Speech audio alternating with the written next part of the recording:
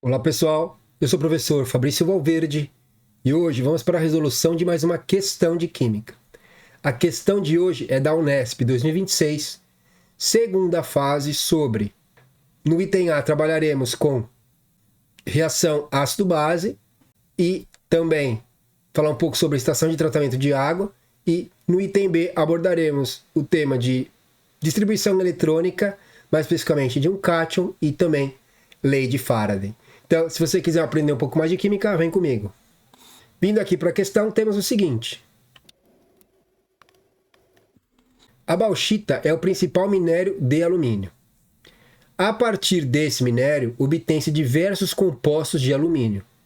Dentre eles, o hidróxido de alumínio, a partir do qual se obtém o sulfato de alumínio, e o principal uso desse sulfato ocorre nas estações de tratamento de água, abreviado de ETA. Outro composto obtido a partir do hidróxido de alumínio é a alumina, de fórmula Al2O3, a partir do qual é obtido o alumínio metálico, por eletrólise ígnea. E aí vai ter um esquema mostrando essas etapas, partindo da bauxita e passando por produtos secundários até você chegar no alumínio metálico. Ok? Então, aqui é o esqueminha que a Unesp fornece. Você parte da bauxita, que é o minério. Você faz um tratamento desse minério, você chega no hidróxido de alumínio. Se você quiser chegar no sulfato de alumínio, você trata esse hidróxido de alumínio com ácido sulfúrico. E aí você produz o sulfato de alumínio, que depois é utilizado na estação de tratamento de água. Ok? Mas, se você quer produzir a alumina, você pega esse hidróxido, calcina ele, você chega na alumina. E se você quer chegar ainda no alumínio metálico, você pega a alumina, faz uma eletrólise ígnea nessa alumina e aí você obtém o alumínio metálico. Ok? Então aqui você pode chegar no sulfato de alumínio, você pode parar no hidróxido de alumínio, você pode chegar na alumina ou você pode chegar no alumínio metálico. Então tudo, a base para esses caras é todo a bauxita. Ok? E aí vai vir a questão. Vai vir o item A agora a seguir. Então, ele fala aqui, escreva a equação balanceada da reação química que ocorre entre o hidróxido de alumínio e o ácido sulfúrico, produzindo sulfato de alumínio e água. Então, ele te deu aqui as fórmulas desses caras no enunciado. Então, a questão não é se você sabe montar a fórmula a partir do nome. Não. O foco aqui é ver se você sabe fazer balanceamento de equação. Ó. Hidróxido de alumínio, ácido sulfúrico e sulfato de alumínio. Estão todos aqui. Ó. O ácido sulfúrico está aqui. O hidróxido de alumínio está aqui, que vai ser a base, que vai reagir com o ácido, que é o ácido sulfúrico, para formar o sulfato de alumínio, que vai ser o sal, e a água. Ok? Então, como eu disse, você não precisa saber, a partir do nome, quem são esses caras. A Unesp te deu. Ela quer cobrar apenas balanceamento de equação no item A, ok? Na primeira parte do item A. Então, vamos montar isso aqui, vamos pegar a caneta aqui. Então, aqui, hidróxido de alumínio. Ele te deu lá, ele te fala que é o Al, o hidróxido de alumínio, então é o AlOH3, que é a base. E aí isso aqui reage com o ácido sulfúrico, que ele mostra lá.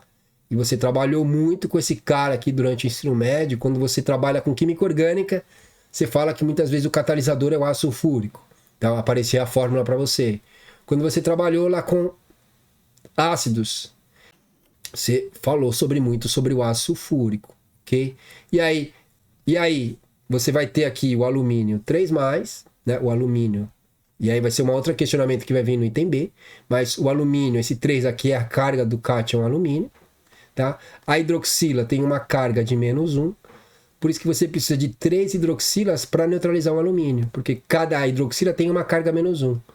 Como o alumínio é 3+, você precisa de 3 hidroxilas para neutralizar essa carga do alumínio, por isso que fica AlOH3. Tá? Mesma coisa aqui, você tem aqui o sulfato, que é o SO4 2-, e aí você tem 2 hidrogênios ácidos aqui, você precisa de 2H+. Para neutralizar esse 2 aqui, que é a carga do sulfato. Tá? Então, por isso aqui é importante, né? Ele não te cobra isso aqui, ele cobrou o básico do básico, só o balanceamento. Tá? Eu estou mostrando aqui a carga para mostrar quem que vai ser o cara que é formado, mas ele também dá tá? Então, esse cátion reage com esse ânion.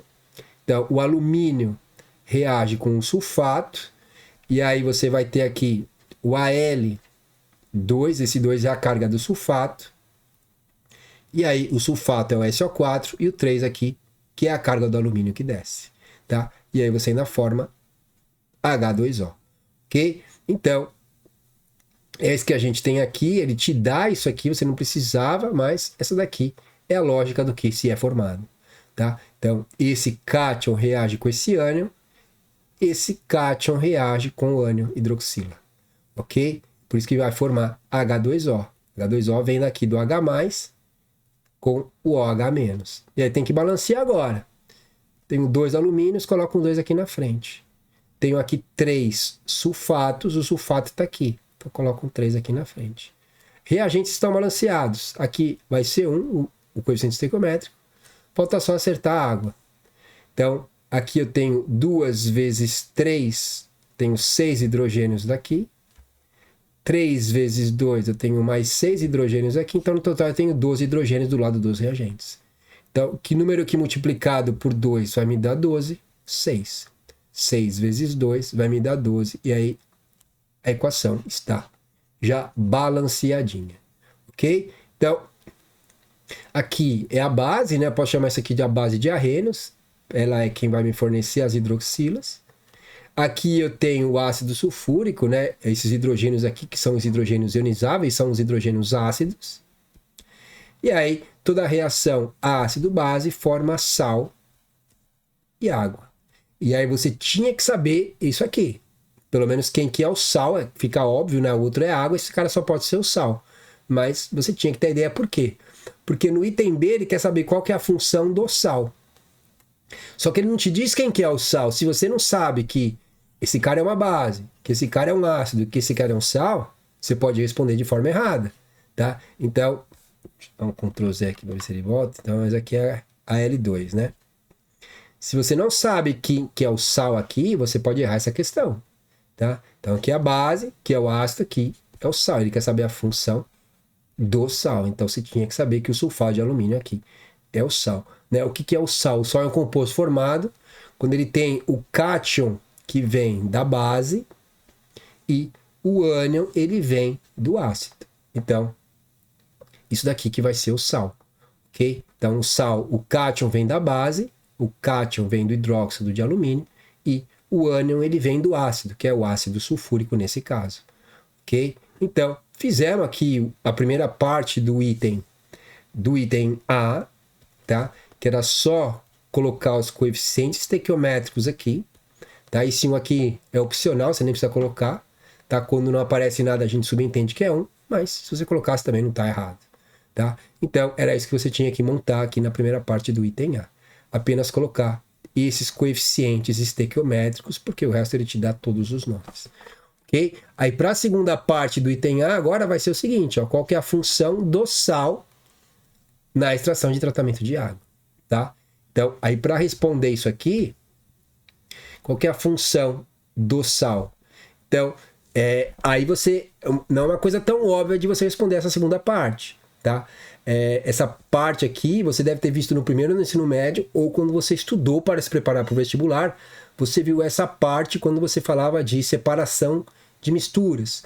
Então, você via lá decantação, destilação, floculação, que é o que a gente vai abordar aqui, tá? Então, quando a gente fala sobre floculação, que é um dos processos de separação de mistura, a gente fala sobre estação de tratamento de água. Aí ele fala aqui qual que é a função do sal. Então, a função do sal, que é o Al2SO4,3, na estação de tratamento, reagir com uma base que se dissocia em água, como por exemplo hidróxido de cálcio, para formar o quê? Para formar o hidróxido de alumínio, que aí sim é um agente floculante que vai retirar as impurezas da água, tá? Então isso aqui forma o hidróxido de alumínio e vai formar também o sulfato de cálcio. E aí eu faço um balanceamento, se eu tenho aqui 2 alumínios, eu coloco um 2 aqui, e aí se eu tenho aqui 3 sulfatos, eu coloco um 3 aqui. Então, se eu tenho aqui 3 cálcios agora, eu preciso colocar um 3 aqui. E a equação, ela fica balanceada. Mas isso nem precisa mostrar, tá? Ele só quer saber qual é a função do sal. Eu estou justificando que esse sal que foi formado, na estação de tratamento de água, ele vai reagir com uma base, que vai ser a fonte de hidroxila para o alumínio formar o hidróxido de alumínio, que é o agente floculante bem comum de se comentar em questões, em exercícios sobre tratamento de água, que tem muitos por aí para você resolver. Você vai falar muito sobre o hidróxido de alumínio, que é um agente floculante, tá? Então, esse floco, né, esse hidróxido de alumínio, por que você pode perguntar, e seria um bom questionamento para a questão ter feito, por que o hidróxido de alumínio não é adicionado direto na água? Por que é adicionado o sulfato e a base para formar esse hidróxido de alumínio e não jogar ele direto? Porque se a gente dispersasse esse hidróxido de alumínio direto na água, por exemplo, na superfície, os flocos iriam se formar apenas na superfície e não no volume, em toda a água que tem impurezas. E aí, essa remoção de impurezas seria menos eficiente. Então, enquanto eu jogo esses reagentes separados, eles vão estar dispersos na água, e aí, conforme eles entram em contato, esses dois reagentes, eles formam aí sim, eles formam aí o hidróxido de alumínio, que vai começar a retirar as impurezas de todo o volume de água que você tiver, e não apenas na superfície. Então, essa formação dele é denominada in situ, né? Ele é formado no local e não adicionado justamente pelos motivos que a gente acabou de conversar, tá? Quando a gente joga os reagentes, esses dois reagentes aqui, você vai formar ele em todo o seu volume. Se você dispersar já o hidróxido direto, ele vai apenas começar a flocular o que está na superfície, o que tornaria esse processo menos eficiente, ok? Então, não precisava responder isso, ele só quer a função do sal. Então, a função do sal é formar o agente floculante, que é o hidróxido de alumínio, tá? E aí, esse hidróxido de alumínio, ele é gelatinoso, ele vai ter a capacidade de aglutinar, de fazer com que as impurezas se formem e, como elas vão ser mais densas, elas decantem aí no lugar onde esse processo estiver sendo realizado, num tanque, por exemplo. Ok? Então, e é isso que a gente vai responder para a banca da Unesp. Então, vamos apagar isso aqui, tá? Porque eu vou colocar a resposta aqui em cima do que eu respondi. Então, vou colocar aqui o laserzinho. Então, na estação de tratamento de água, a função do sulfato de alumínio é produzir o hidróxido de alumínio, que é a reação que a gente tinha visto, tá? Só que o meio tem que ser controlado, tem que ser um meio alcalino, tá? Você tem que ter a hidroxila no meio para que a hidroxila ela reaja com o alumínio, formando o hidróxido de alumínio, ok? Que age como um agente floculante, um agente que ele vai aglutinar, ele vai se ligar nas impurezas, matéria orgânica, sujeira, micro-organismos, e aí vai arrastar esses caras para o fundo por causa da maior densidade do que está sendo formado, certo? Então ele vai agir como agente floculante, o hidróxido de alumínio, e agregando pequenas partículas em flocos que irão se depositar no fundo do tanque, tá? E como eu falei, não precisa responder isso aqui, mas é interessante você saber por que não é jogado o hidróxido direto, por que é jogado o reagente, para que essa remoção de impurezas ela seja mais eficiente. Ok? Então, respondemos aqui para o pessoal da banca da Unesp, tudo que ele pergunta no item a equação balanceada e também a função do sal, do sulfato de alumínio na estação de tratamento de água, certo? Porque veja a importância de você extrair a bauxita, né? Você pegar a bauxita, aí você trata a bauxita, que é o minério, e aí você tem aqui esse hidróxido de alumínio. Só que não é eficiente você jogar esse cara direto. Então você pega esse cara, reage com ácido sulfúrico para formar esse sulfato de alumínio, para depois você voltar para cá. Então você veja como são as coisas. Esse cara aqui, jogar ele direto não é eficiente, mas eu produzo esse cara para depois voltar para esse cara aqui.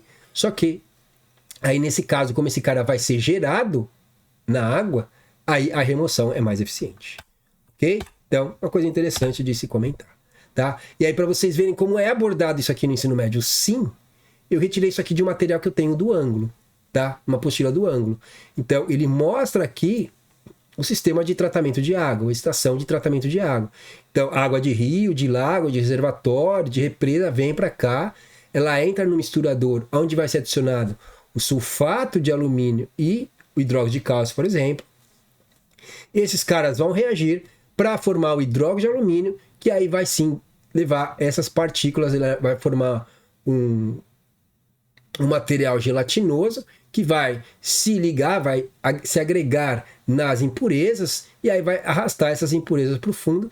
Por isso que a próxima etapa é um tanque de decantação. Então essa impureza que vai sendo formada, ela vai ficando nesses tanques de decantação, nesses compartimentos desse tanque de decantação, e aí a água aqui na frente ela vai estar sem grandes quantidades de impureza, mas ainda vai passar por um outro filtro de areia para retirar alguma impureza que ainda possa ter restado, tá? Aí depois essa água passa por um tanque de aeração e aí depois, antes de chegar no reservatório, é adicionado cloro, que vai ter a função de bactericida, e o flúor para evitar problemas de cárie na população. Aí depois que ele chegou aqui e já passou pela adição de cloro e flúor, essa água pode sim ser enviada para o consumidor, tá? Então, eu coloquei essa imagem para mostrar uma ideia geral da estação de tratamento de água e também para mostrar que os materiais de ensino médio, eles abordam esse tema sim, por isso que a Unesp está cobrando isso aqui no vestibular, assim como outros vestibulares, como o Enem, como o Profuvest, também cobram questões sobre a estação de tratamento de água, ok? Então, agora a gente parte para o item B. Então, vindo aqui para o item B, nós vamos ter o seguinte agora. Represente a distribuição eletrônica em camadas do alumínio 3+, do cátion alumínio, tá? E a outra parte que é a sobre lei de Faraday. Então, considerando a constante de Faraday igual a 9,65 vezes 10 a quarta coulomb por mol, calcule a quantidade de carga elétrica, ele quer saber o que, tá? O que, não o que. Ele quer saber o que é a quantidade de carga elétrica. Expressa em coulombs, ó, o coulomb está aqui, necessária para produzir 54 kg de alumínio metálico pela eletrólise ígnea da alumina, tá? Então lembra lá que as duas últimas etapas você tinha lá o hidróxido de alumínio, se você calcinava, você chegava na alumina, aí a alumina, você fazia a eletrólise ígnea dela, você chegava no alumínio metálico.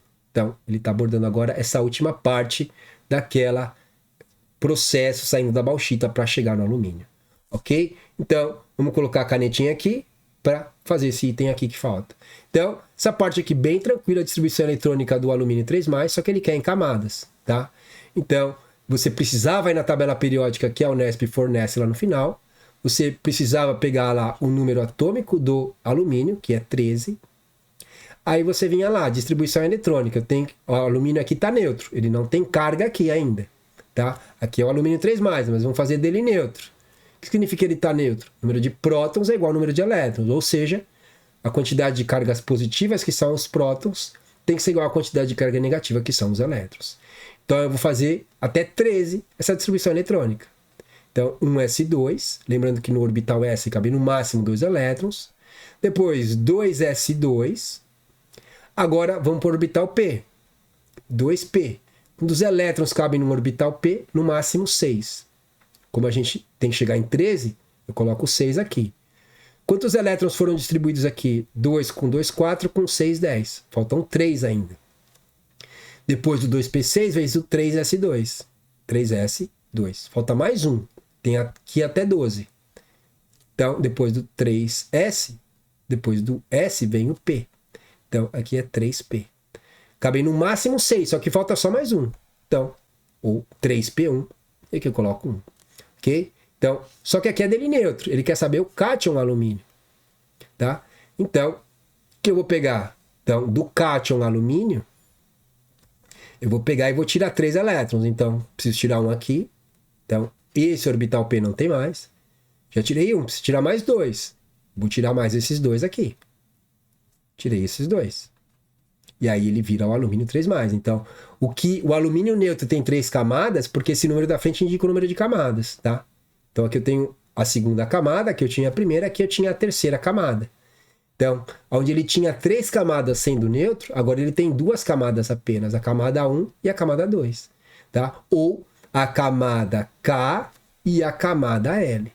Tá? E por que ele perdeu esses 3 elétrons? Para ficar com 8 elétrons na camada de valência. Ficar estável, como os gases nobres, tendo 8 elétrons na camada de valência. Ok? Então, é isso que está acontecendo aqui. Por isso que ele vira o alumínio 3+. Por que ele não vira o alumínio mais ou alumínio mais 2? Por quê? Porque quando ele perder esses 3 elétrons é que ele vai ficar estável que nem os gases nobres. Se ele perder um, ele não fica estável que nem o gás nobre. Se ele perder só 2, ele também não fica estável que nem o gás nobre. Agora, quando ele perde 3, e por isso que o alumínio tem número de oxidação fixo, ou a carga fixa, de 3+, por quê? Porque a partir do momento que ele perde esses 3 elétrons, é que ele fica com 8 elétrons aqui na camada de valência. Tá certo? Ó, tem 2 elétrons no orbital S, mais 6 elétrons no orbital P. Então, na segunda camada, ele tem 8 elétrons e está estável agora sim como um gás nobre. Ok? Então, como ele fala aqui, que é a distribuição eletrônica em camadas do alumínio 3+, então, aqui está a distribuição eletrônica em orbital, tá? Então, e aqui você tem a distribuição eletrônica em camada. Então, aqui é a camada K, aqui é a camada L. Então, colocaria isso aqui para o pessoal e também colocaria que a camada K tem 2 elétrons e que a camada L tem igual a 8 elétrons, totalizando os 10 elétrons que ele tinha que ter. Porque quando ele estava neutro, ele tinha 13 prótons e 3 elétrons. Quando ele perdeu esses 3 elétrons, então 13 menos 3 tem que dar 10 elétrons. E isso aqui confirma para nós, ó, 2 na camada K e 8 na camada L, totalizando 10 elétrons, que é o que resta para o alumínio. Ok? Então, também um item bem tranquilinho aqui da questão, uma das questões de química da segunda fase da Unesp. Ok? E agora sim, vamos para que envolve cálculo aqui, que é calcular o quê? Então ele quer saber o quê? Que é a quantidade de carga elétrica, ou a carga elétrica, tá? Então, ele quer saber esse quezinho. E aí, para produzir o quê? 54 kg de alumínio metálico, tá? E aqui tem um detalhe nessa constante de Faraday, tá? Aqui é por mol de elétron, tá? Então, quando eu olho para o alumínio, eu tenho que olhar, bom, alumínio é 3+.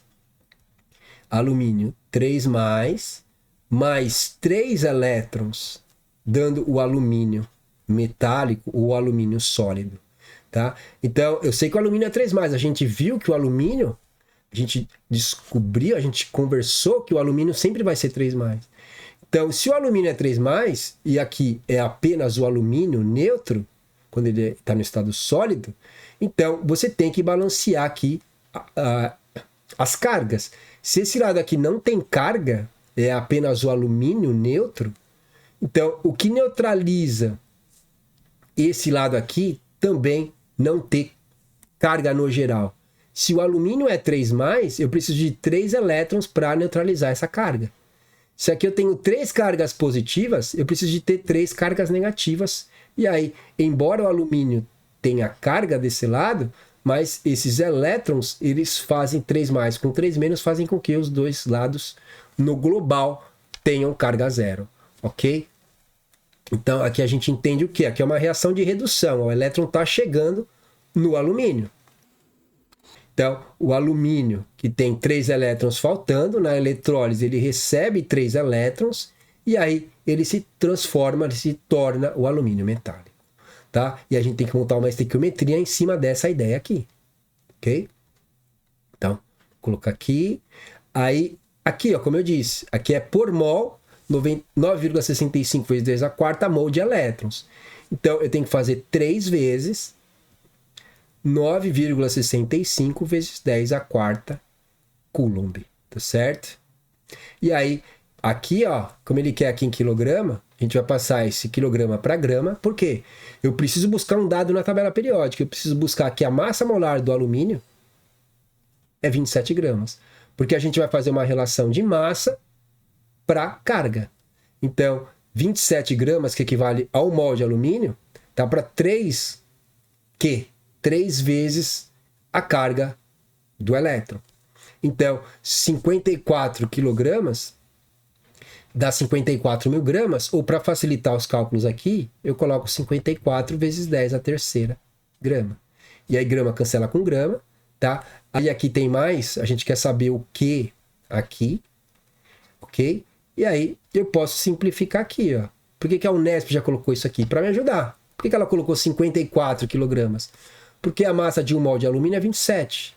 Então eu posso simplificar. 27 dividido por 27 me dá 1. E aí eu não vou ter que dividir por nada. E 54 dividido por 27 vai me dar 2. Só que ainda tem 10 a terceira. Então aqui é 2 vezes 10 a terceira. Ou seja, 2.000 que sobrou aqui. Aí agora eu faço uma multiplicação. Multiplicação em cruz aqui. Isso vezes isso.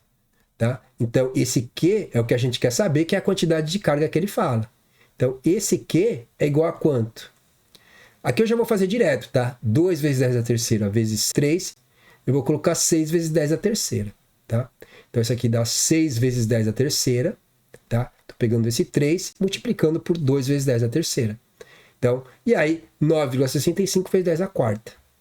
9,65 vezes 10 a quarta Coulomb.